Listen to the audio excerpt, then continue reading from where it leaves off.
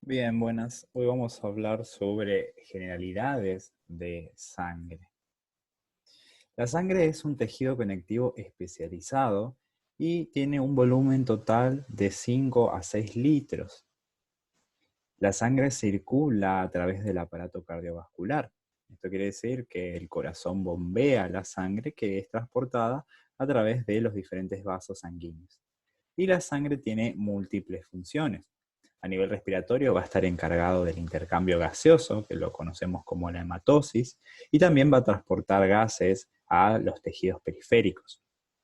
A nivel glandular se va a producir la absorción y el transporte de nutrientes. A nivel renal tenemos la excreción de productos de desechos de las vías metabólicas, va a regular el medio interno y va a ser también una regulación del equilibrio ácido-base. A nivel del sistema inmune, va a encargarse de la defensa del organismo a través de las células del sistema inmune. Y a nivel endocrino, produce el transporte de las hormonas hacia su órgano diana. También va a generar la regulación de la temperatura y también va a estar implicado en un proceso muy importante que es la coagulación, que es tratar de mantener a la sangre en su estado líquido.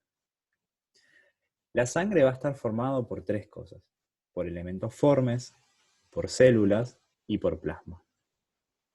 Comencemos hablando de los elementos formes. Los elementos formes son dos: los eritrocitos y las plaquetas. Vamos a hablar primero de los eritrocitos. Que los eritrocitos son anucleados, ¿qué quiere decir esto? Que perdieron su núcleo, son bicóncavos, y esta morfología les permite poder viajar a través de los vasos más pequeños. Tienen un valor promedio en el hombre de 5.400.000 por milímetro cúbico y en la mujer de 4.800.000 por milímetro cúbico. Los eritrocitos tienen una vida media de 120 días. ¿Qué quiere decir esto? Que una vez de que vivan 120 días son destruidos en el vaso. Dentro de los eritrocitos tenemos una proteína muy importante que es la hemoglobina. Es importante saber que los eritrocitos tienen un tamaño aproximado de 8 micras, entre 6, 7 y 8 micras. Y para la síntesis del material genético y la hematopoiesis, nosotros necesitamos el ácido fólico y la cobalamina, que son la vitamina B9 y B12 respectivamente. Bien, vamos a hablar de la hemoglobina, que la hemoglobina es una proteína cuaternaria que está formado por una parte proteica y por un grupo prostético. La globina es su parte proteica, que puede ser alfa, beta, gamma o delta. El grupo prostético es el grupo hemo, que está unido a hierro. Las hemoglobinas pueden ser de tres tipos. Durante la vida fetal tenemos abundante hemoglobina F, que está conformado por dos globinas alfa y dos gamas. Mientras que en la vida adulta tenemos la hemoglobina A1 y la hemoglobina A2. La A1 tiene 2 alfa y 2 beta, y la A2, 2 alfa y 2 delta. La hemoglobina tiene una función principal, que es la de transportar oxígeno. Cuando la hemoglobina está unida a oxígeno, la conocemos como oxihemoglobina. Y es importante saber que la hemoglobina puede transportar hasta 4 moléculas de oxígeno. Hablamos de moléculas y no de átomos, porque el oxígeno es un diátomo y lo encontramos al oxígeno siempre unido a otro átomo de oxígeno, que sería el famoso O2. Y la unión de una molécula va a aumentar la afinidad hacia el oxígeno. ¿Qué quiere decir esto? Que una vez que se una una molécula de oxígeno, va a aumentar su afinidad para que se una una segunda molécula. Pero hay algo importante, es que la hemoglobina tiene mayor afinidad hacia el CO2, que es el monóxido de carbono. Y cuando está unido a CO2, la conocemos como carboxihemoglobina. Esta es la curva de saturación de la hemoglobina, en el cual vemos el porcentaje de saturación y la presión parcial de oxígeno. Y vamos a ver que es una curva sigmoidea, en el cual cada vez que vaya aumentando la saturación de oxígeno, va aumentando la afinidad de la hemoglobina hacia el oxígeno. Por eso la curva va a ser sigmoidea y no una curva recta. La hemoglobina tiene dos formas, una forma tensa, que es la desoxigenada, y una forma relajada, que es la oxigenada. La forma tensa se llama tensa porque tiene sus cadenas cerradas y esto va a dificultar el ingreso del oxígeno a la proteína. Mientras que la forma relajada, sus cadenas están abiertas y esto va a permitir que ingrese el oxígeno a la hemoglobina. En base a estos conceptos tenemos algo que describió Bohr, que es el efecto Bohr, que es la acción del pH y del monóxido de carbono sobre la unión del oxígeno y la hemoglobina. Cuando el pH sea bajo y aumenten los niveles de CO2, la hemoglobina se va a volver en su forma tensa, entonces va a evitar unirse al oxígeno.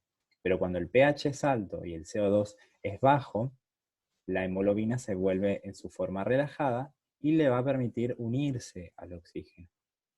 Bohr habló únicamente del pH y del CO2, pero también hay otras cosas que van a actuar sobre esta afinidad hacia el oxígeno, que son el 2,3 bifosfoglicerato y la temperatura, que en esta imagen están explicados qué pasa con cada uno.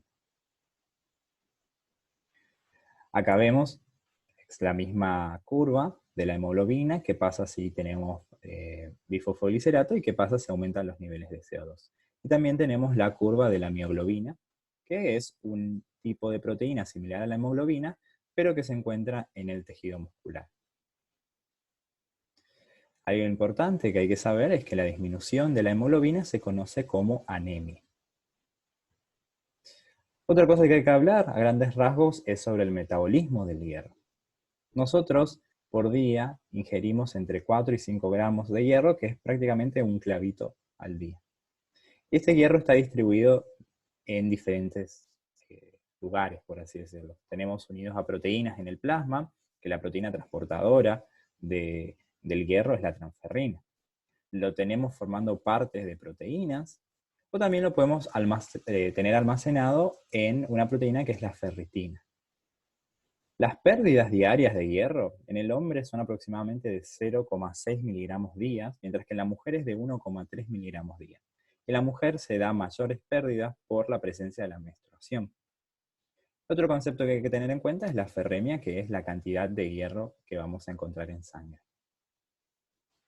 Bien, hablamos de los eritrocitos y de la hemoglobina y ahora tenemos que hablar del otro elemento forme, que es la plaqueta.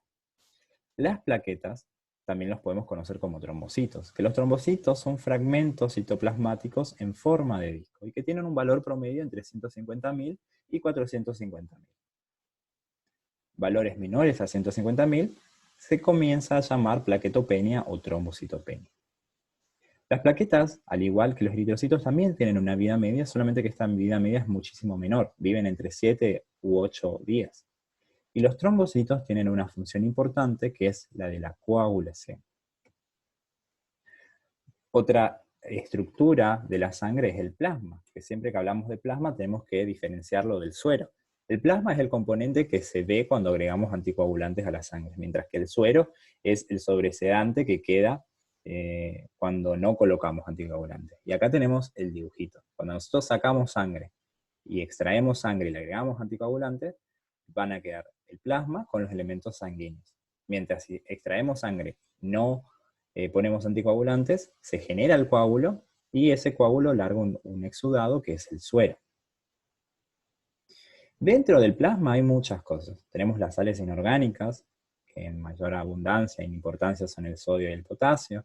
Tenemos las vitaminas, las lipoproteínas, las glucosas y tenemos proteínas. ¿Qué proteínas? Las principales, las albúminas y las globulinas. Las albúminas son proteínas transportadoras que se sintetizan en el hígado y que van a contribuir a algo que llamamos presión oncótica. La presión oncótica va a evitar que la sangre se extravase.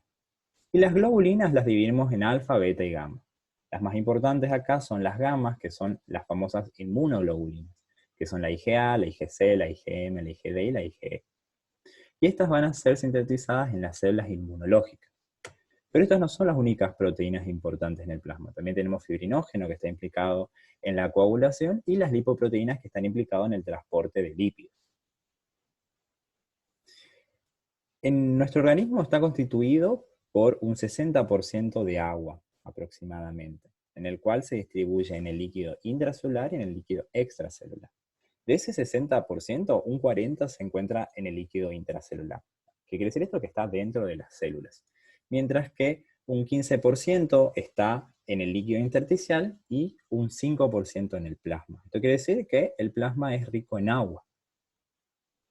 Bien, por último tenemos que hablar de las células, que las células de la sangre son los leucocitos, que los leucocitos tienen función en el sistema inmune. Lo dividimos en dos grandes grupos, los granulocitos y los agranulocitos. Los granulocitos también se los conoce como polimorfonucleares, y los agranulocitos como monomorfos nucleares. ¿Cuáles son los granulocitos? Los neutrófilos encargados del sistema inmune contra las bacterias, los eosinófilos encargados de la inmunidad contra los parásitos, y los basófilos que van a estar encargados de las alergias.